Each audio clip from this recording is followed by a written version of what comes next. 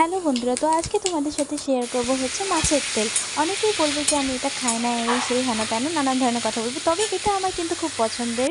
আর এটা আমার মায়ের থেকে শেখা এরকমভাবে। তো আলুগুলোকে দেখো আমি ডুমো ডুমো করে কেটে নিয়েছি।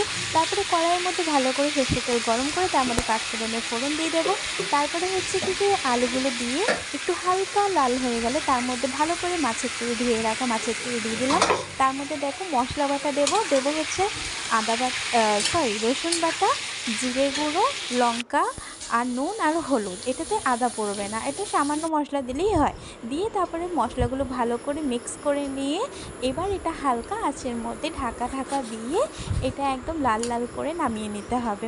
তো সুপের এটা মধ্যে অনেকেই কিছু পছন্দ করবে খায়। না, তবে এটা আমার ছি, ছি, খুবই ছি, ছি। পছন্দের একটা খাবার। আর তোমরা প্লিজ এরকম করে একবার ট্রাই করে খেয়ে দেখো তোমাদের কেমন লাগলো, জানিও কমেন্টে নিশ্চয়ই। ভালো লাগলে লাইক, কমেন্ট অ্যান্ড শেয়ার।